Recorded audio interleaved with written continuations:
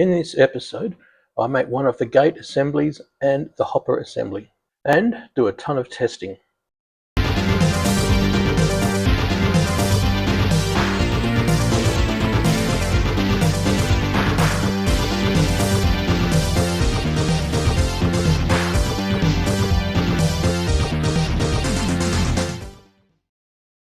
So here is the design for the gate mechanism. It uses a low-cost motor and a 3D printed worm gear. The gate itself is the blue section, and it works on a rack and pinion arrangement. It's pretty straightforward. Run it forward until it stalls and the gate is open. Run it backwards until it stalls and the gate is closed. Use simple current limiting on the power to the motor, and it is quite safe to do this. No sensors are required. A simple H-bridge is all it takes to control these. Looking at an exploded view makes more sense. The semi-cylindrical cover keeps a gentle pressure on the worm gear so it doesn't skip any teeth. The gate slider has a rack design that meshes with the worm gear.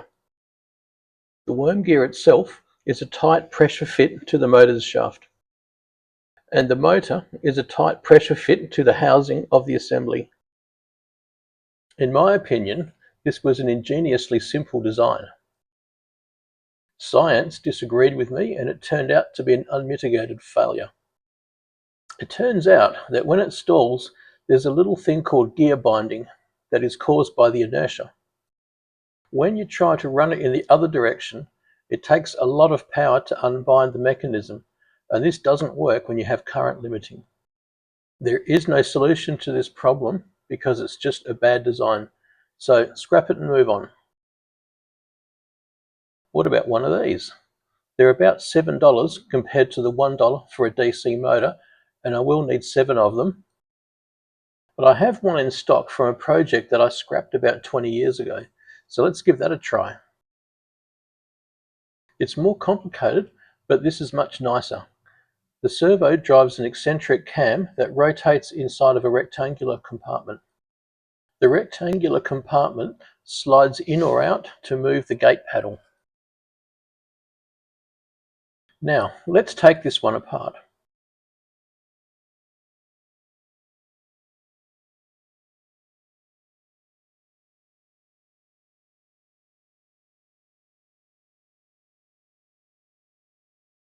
These two parts are just supports to keep the slide mechanism from falling apart. Here is the slide bar with the section that the eccentric cam fits inside of. And of course, the eccentric cam that attaches directly to the shaft of the servo. These next two parts just hold the servo in place. And after removing the servo, we are left with the base that everything attaches to.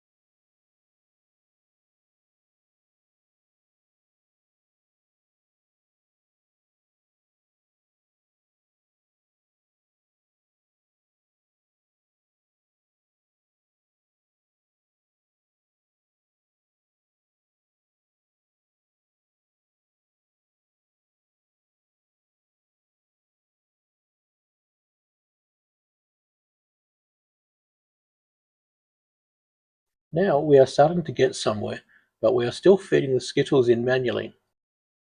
We now need a hopper that will feed the Skittles into the carousel slowly to avoid clogging. This means having to agitate the Skittles and to drop individual ones into the carousel at the same rate that they are fed through at. Let's dismantle the design and look at how it works.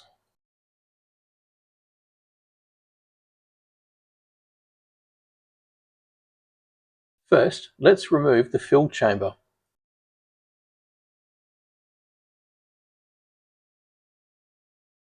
Now we'll remove the feed motor and the funnel. Now let's zoom in on the business end of the hopper. This piece covers the exit port so that only one Skittle can exit at a time. The cover is domed so Skittles won't get caught on it. And lastly, the rotor. Now let's test the hopper.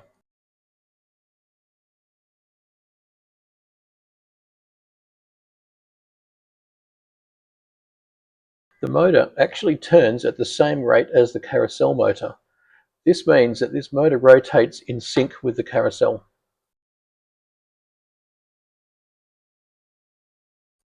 Well, it looks good.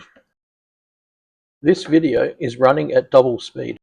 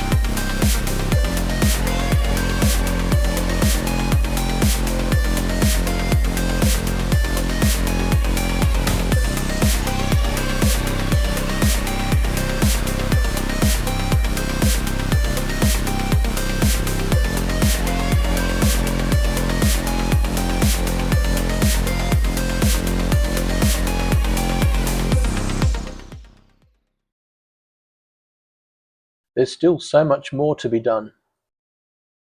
When the servos arrive, the gate assemblies have to be made. These gate supports need to be made. They sit under the servos, supporting the weight, and also house the drawers. Of course, the drawers also need to be made. There are wedges that fit between each gate assembly. These fill in the gaps and make the machine look more complete. They also glue to the gate supports, making the structure more rigid. Finally, we currently have all of the electronics on breadboards. It will need to go onto perf boards, which will be fitted to mounts in the top section above the carousel. Once all of the electronics has been mounted in the top section, a cover will then be fitted over it to complete the aesthetic of the design. As you can see, there's still a lot more to be done and a lot more testing to be carried out. Hopefully, next episode will see this project completed. Fingers crossed.